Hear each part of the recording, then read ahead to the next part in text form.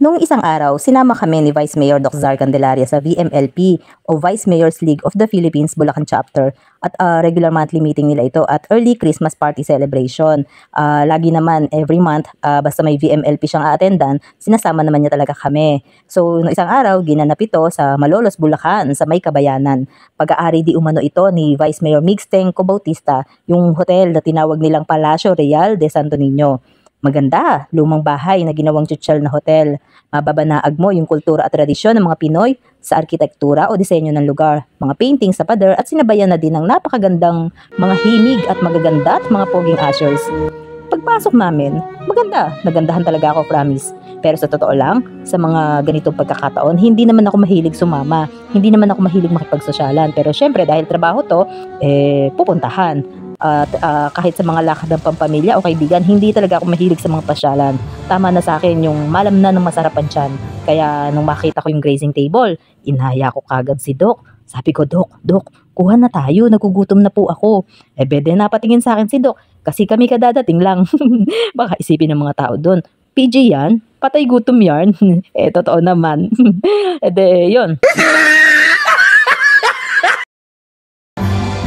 Picture, malaya kaming mag-roam around.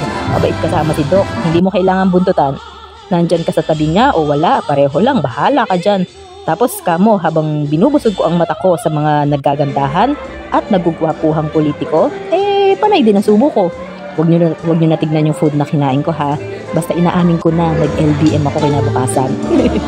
Tapos kamo, akong ignoranteng tao, hindi na ako mahihiya sa inyo ha. Mahirap magpanggap na tsutsal at mayaman. Napansin ko, ang dami naman kakong vice mayor na naka-t-shirt o polo shirt ng Balmain. Balmain ha? May isang oras akong nag-iisip, nagwa-wonder sa Wonderland. Ano kaya ako ibig sabihin ng Balmain? Hindi ko naman naisip magtanong kay Maring Google. Basta naisip ko lang, yung abbreviation siguro may kinalaman sa Bulacan kasi Bal, ganyan. So, pinakamainam para matapos na yung gumugulo sa aking isipan, tinanong ko yung katabi kong staff na hindi ko kakilala. Sabi ko, Miss, ano ba ibig sabihin ng Balmain?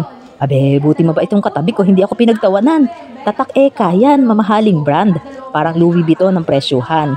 Si ako napahiya. Pero carry lang yan. Sabi ko, akala ko kasi kung ano na. Ala kasi ako kung alam sa pangmayaman.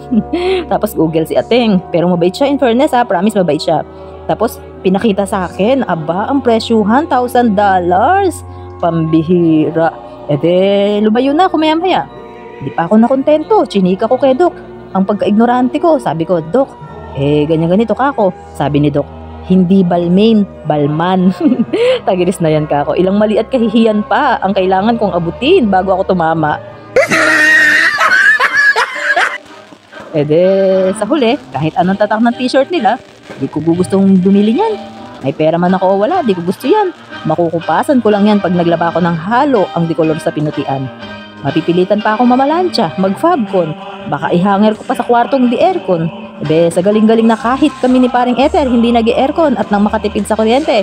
Baka itong Balman kundi sa aircon, pagawa ko pa ng salaming frame maisabit sa wall. At the end of the day, night pala. Masaya ang naging ganap. Busog ang mata, busog ang tiyan, nag-LBM man kinabukasan.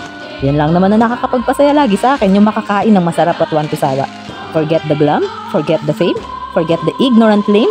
Basta ako, masaya akong kumakain. Tapos.